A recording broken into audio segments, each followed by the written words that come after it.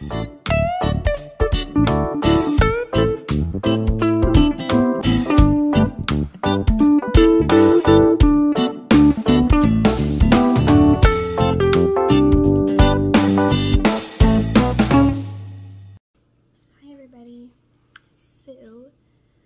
I'm talking a bit quietly because my family is asleep.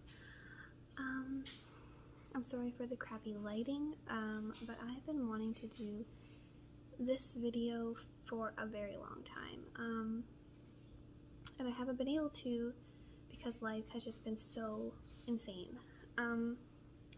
If you actually do follow me, you would know that I was pregnant 4 months ago and you know, I like to upload videos of my pregnancies just for like mostly my personal like fun. I just like to watch them. I've done it for 2 of my pregnancies now, 2 out of the 3, well technically 4, one of them is a miscarriage, but I have made videos and just like, you know, documented how I feel at certain stages of my pregnancy, and like I just like to look back on that kind of stuff.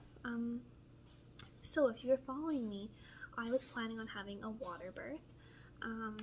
This is my 3rd baby. He was a boy, and I was so excited to do it more naturally. I was super pumped, and like that did not happen, which I was very disappointed about. Essentially, I went into labor.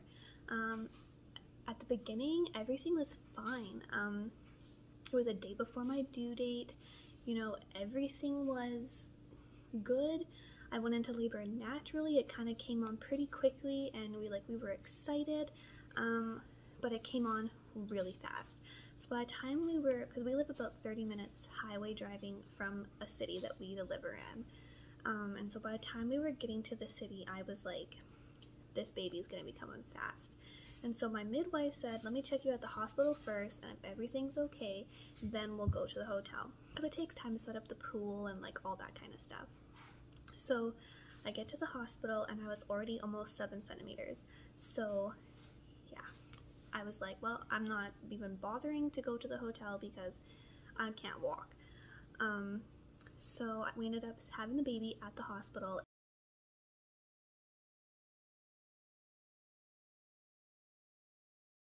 An amazing labor and delivery. If you want like a more in-depth video about my labor, which I'll probably do later, cool, I will do that because it was great. I loved my labor and delivery with my midwife. It was so amazing, and I did spend a little bit of time in the tub in the hospital room, so I mean that was nice, but you can't deliver in the tub at the hospital, unfortunately.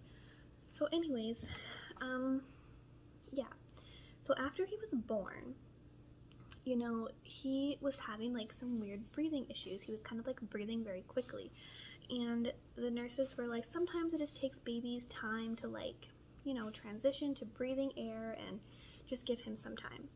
So it was about like 3 hours. I kind of got to spend with him in the room. We nursed a couple of times. I tried to get a nap, which didn't happen. And I spent about 3 hours with him, and then they ended up sending him to the NICU because they're like, he's still not breathing properly, let's go and like investigate this. So like fast forward about a week, we got flown to another near city, about 2 hours away, with a better NICU.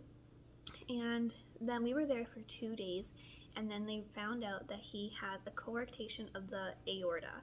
So this means that the thing that comes out of the heart and pumps blood to the rest of your body was like misshapen, and there was one spot where it got really narrow, and so the blood wasn't coming through properly.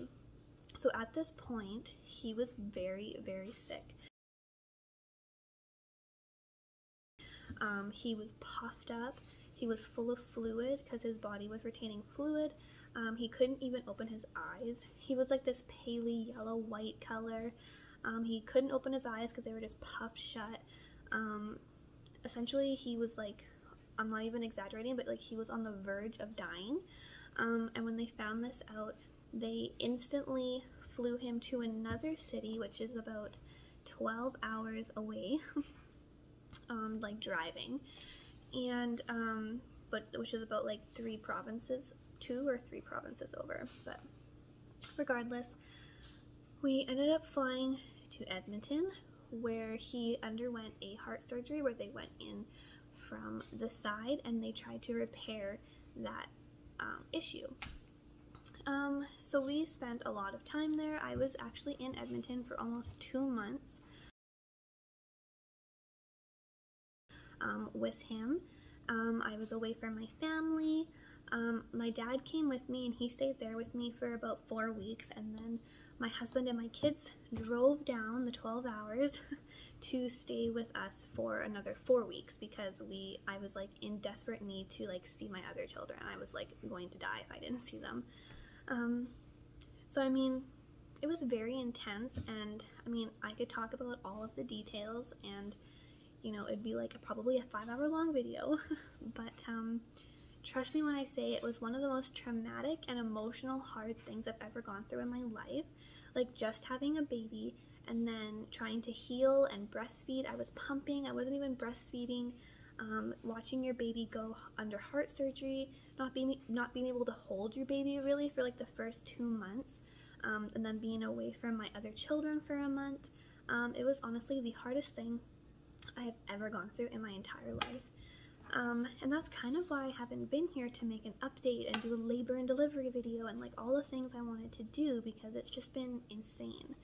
I mean, he's doing okay now. We're home. We've been home for like 3 months. But we do have to go back to Edmonton in about 2 weeks for him to have another like very minor heart procedure. We'll only be there for about a week if everything goes good. Fingers crossed.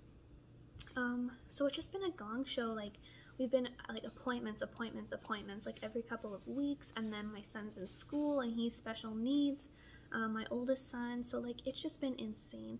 And I have thought about making this video for a very long time. I just never have the time. And now it is like 10 to 12 at night, and that's when I have time to do things. It's like really late at night.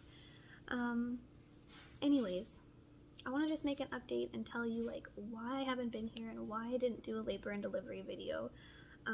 But that's kind of the gist of it. I'll be back, you know, maybe in a couple weeks. I'll try to do a labor and delivery video, and I can try to go a little bit more in depth of his whole heart surgery thing, like a super quick update. And thanks for watching if you're following.